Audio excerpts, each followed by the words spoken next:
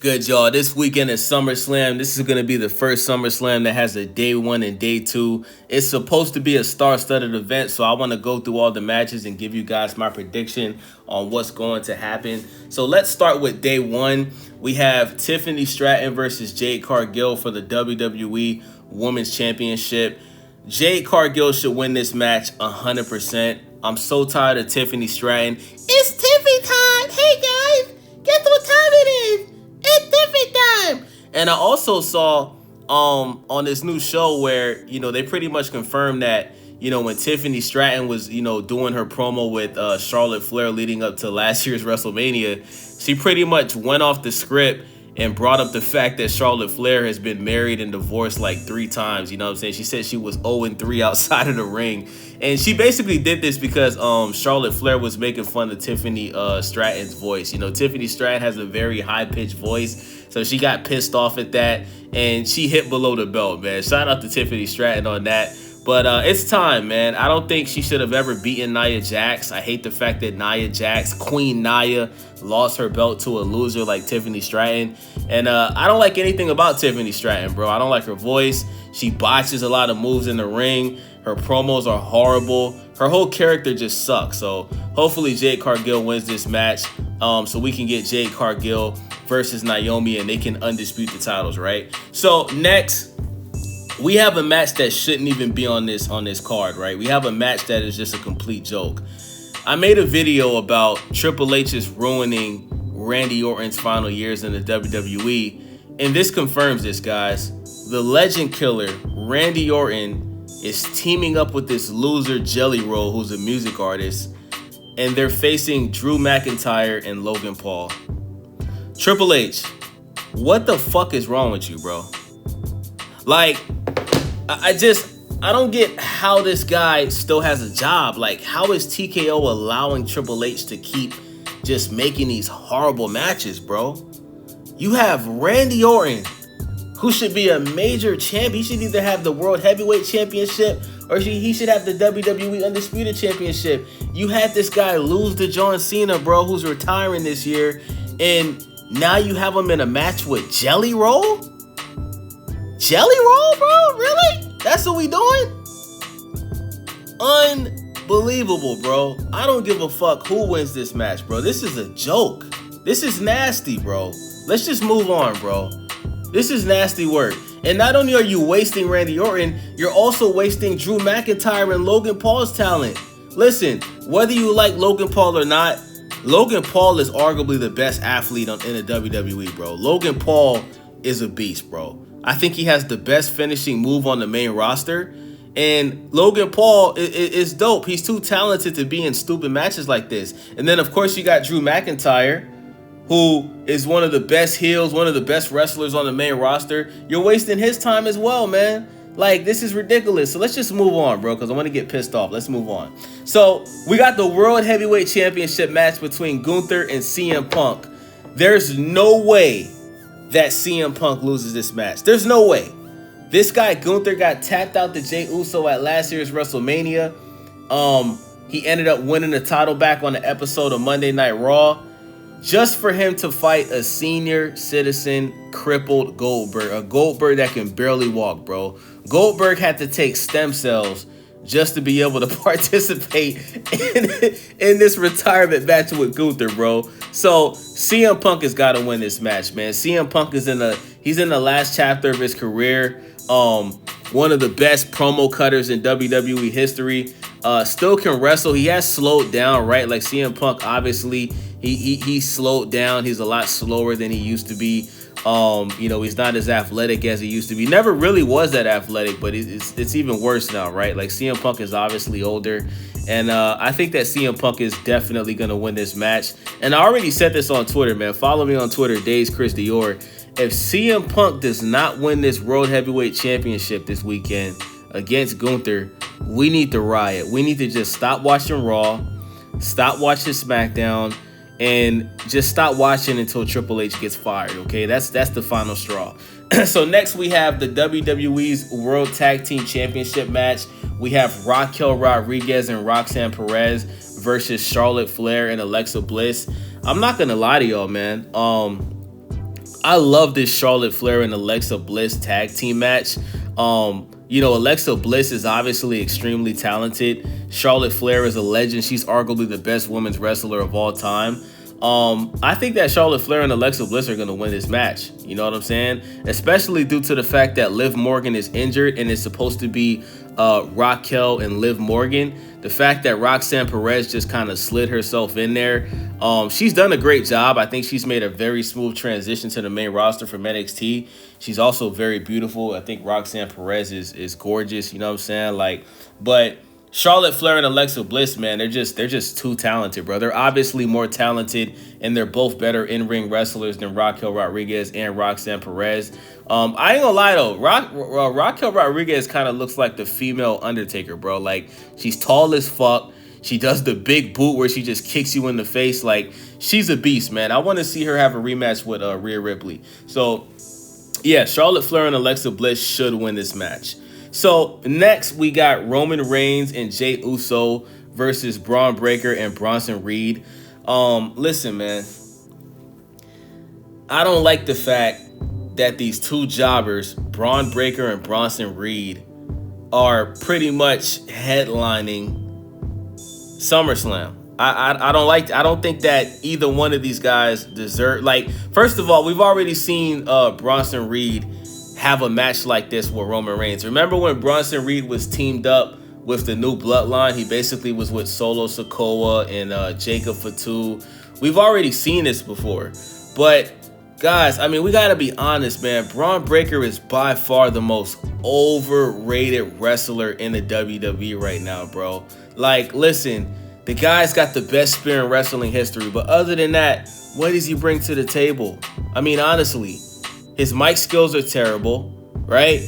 They got, the only difference between him and, Carmelo Hayes is way more talented than Braun Breaker. Only difference is he gets booked horribly. Braun Breaker, bro, let's be honest. If Braun Breaker's dad was not Rick Steiner and his uncle wasn't Scott Steiner, he wouldn't be getting pushed like this, bro.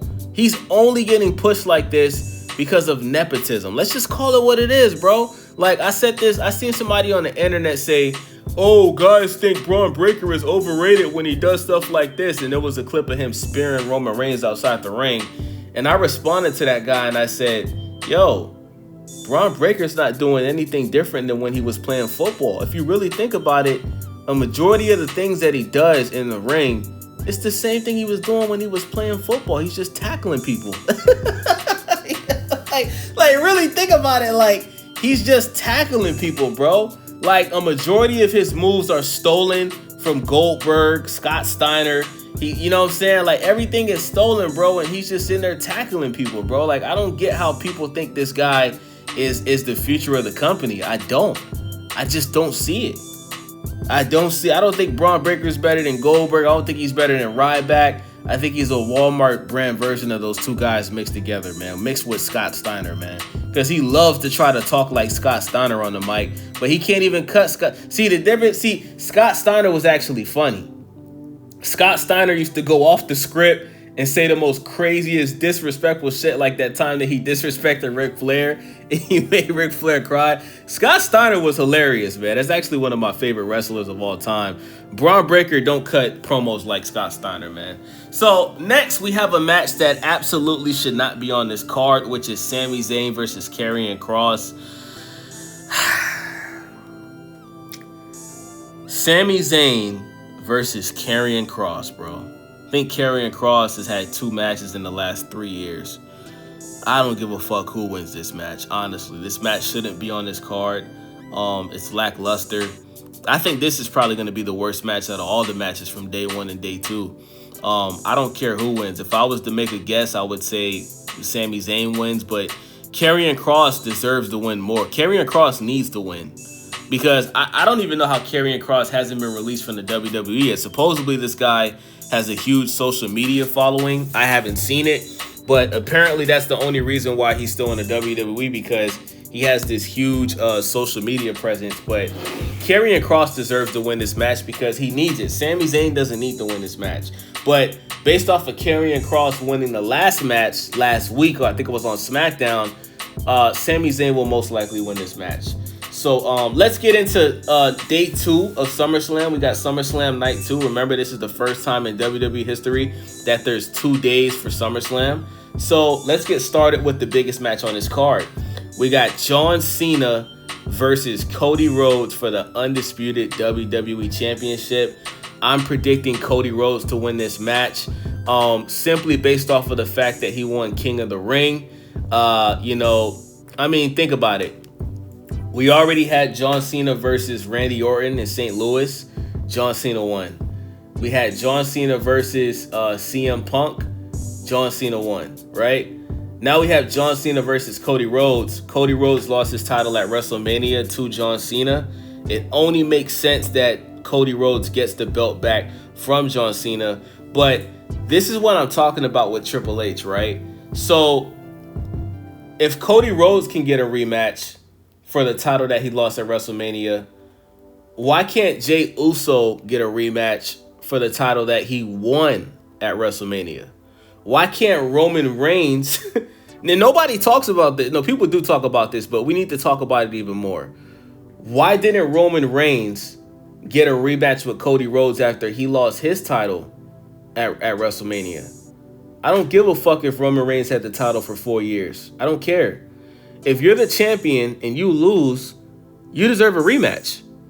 So we can prove that loss wasn't a fluke, right? So Cody Rhodes, in less than a year, he's getting a rematch for the title that he lost. You know what I'm saying? Just like that. So I'm expecting Jey Uso, which I know it's not going to happen, but I'm just saying, Jey Uso should get a rematch for his World Heavyweight Championship by the end of the year. And Roman Reigns should get a rematch. If Cody Rhodes wins this match, we need Roman Reigns versus Cody Rhodes for the rematch at WrestleMania this year. And we need Roman Reigns to get his title back. Because since Roman Reigns has came back, right, the ratings are back up. Everybody's excited again. Because Roman Reigns is the biggest star in the company. He's the biggest draw in the company. You know? And we never got Roman Reigns versus The Rock. I still want to see that. You know, the WWE Universe, they wanted Cody Rhodes to finish his story. I totally get it. Cody Rhodes finished his story. Now let's move on. You know? Let's get Roman Reigns to get that title back from Cody after he beats John Cena. And let's finally get Roman Reigns versus The Rock at WrestleMania. Let me know what you guys think about that. Next, we got the Women's World Championship. We got Naomi versus Rhea Ripley and Io Sky. I hate to say this, bro, and I have to say this. Based off of Triple H's booking of black talent, it is very likely that Naomi is going to lose this match. Now, what's crazy is Naomi hasn't even had this title for a month, but I have a strange feeling that Rhea Ripley is going to win this match. Like, I want you guys to think about this. In less than a year, Rhea Ripley has gotten at least 4 to 5 title shots in less than a year. That is insane. Think about that. She lost the title, then she got a rematch, then she got another rematch with, like, this is, I don't think we've ever, like, she's like that's why they call her the female Hulk Hogan, bro. Like, this is crazy. Like, bro, this chick, Rhea Ripley, can lose a title match 10 times in a row and she'll get 10 more. That's why people have accused Rhea Ripley of having an affair with Triple H, because this is just pure favoritism, bro. Like, bro, I hate to say this, bro. It's very likely that Rhea Ripley's going to win this match. And Naomi might have the shortest title reign in the Women's World Championship history, bro. That's just what Triple H does, man. Like, just doesn't book black talent how they're supposed to be. But he doesn't book talent in general. But, if you're one of his favorites, bro, he just lets you just get away with murder, man. And that's what's happened with Rhea Ripley. It's not Rhea Ripley's fault. Rhea Ripley is obviously the most popular female wrestler in wrestling right now, but she unfairly gets things that she doesn't deserve and she doesn't work for. Let's just call it what it is, man. Io Sky had a great championship reign, though. I like Io Sky. I just don't see Io Sky winning that title back. And it just feels like Rhea Ripley's going to win this match, bro. That's my prediction.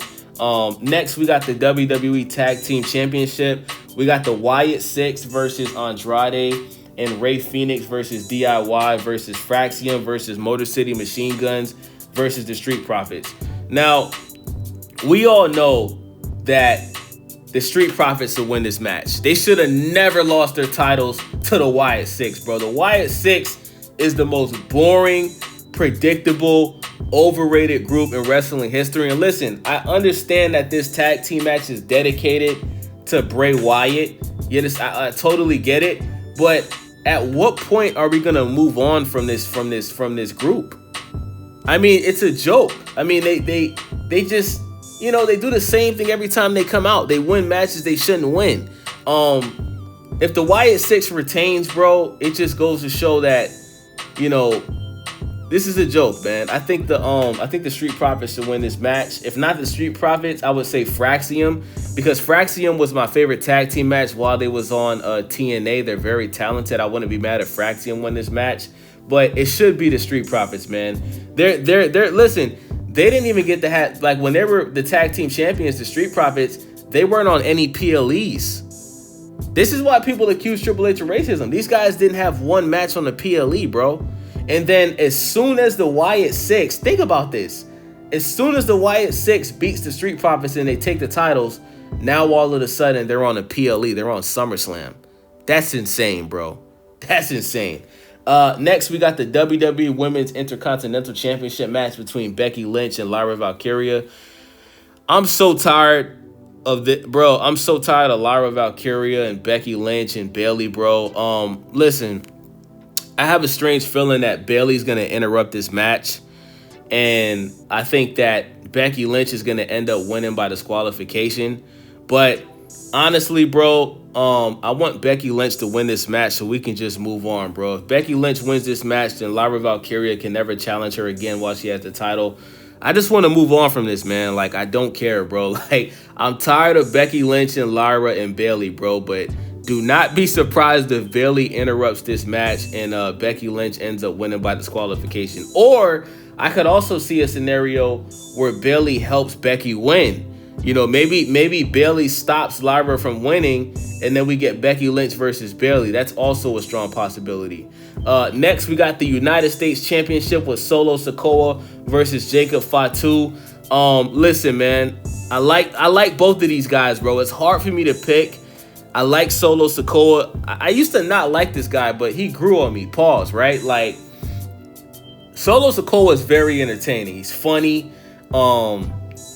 You know, the facial expressions that he makes is hilarious. And I even went on record saying that Solo Sikoa would be a great United States champion. You know what I'm saying? But Jacob Fatu should win this match, because Jacob Fatu, at this point, bro, he's arguably, not even arguably, I would say he's the, out of all the new wrestlers, he's the biggest star right now. Like, he's bigger than Braun Breaker. He's bigger than all the guys that have just joined the company within the last 1 to 2 years.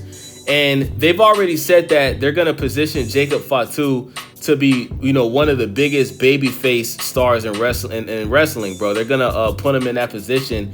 The only thing that sucks is if Jacob Fatu wins this match, this title reign for Solo Sikoa is going to be extremely short, man. But, hey, at least Solo Sikoa can say that he won the United States Championship, even if he only had it for like 2 weeks. But I could see a scenario where Solo Sikoa retains and we end up getting Solo Sikoa versus Jacob Fatu at WrestleMania. I don't want that to happen, because then they would have to drag on this feud for the rest of the year. And I don't want to see that, bro. I'd much rather see Jacob Fatu versus that tall dude that just joined teamed up with Solo, instead of Jacob Fatu versus Solo again. Finally, we got the Intercontinental Championship. We got Dirty Dom versus AJ Styles. I'm expecting Dirty Dom to retain. AJ Styles should win this match. I would even go to say that he deserves to win this match. He's way more talented than Dominic Mysterio. I think he brings a lot more value to the Intercontinental Championship. But listen, man, the fans love Dirty Dom, bro. Every time Roxanne Perez and Raquel are wrestling together and Dominic Mysterio is ringside, the fans are chanting his name for the entire match, bro. Like, Dominic Mysterio is very popular, bro. And at this point, he's a bigger star. He's more popular than AJ Styles, man. So I just don't see Dirty Dom losing this title to AJ Styles, man. I got Dirty Dom winning this match.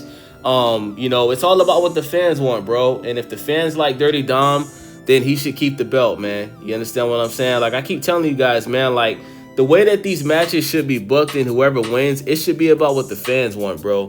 It shouldn't be about what Triple H wants, what TKO wants. It should always be about what the fans want, man. So that's the conclusion, man. That's my prediction for SummerSlam Day 1 and Day 2. Make sure y'all subscribe, thumbs up the video, leave a comment. Let me know y'all predictions, bro, in the comment section. Tell me all of your predictions for SummerSlam Day 1 and Day 2. Thank you for watching the video. I'm out.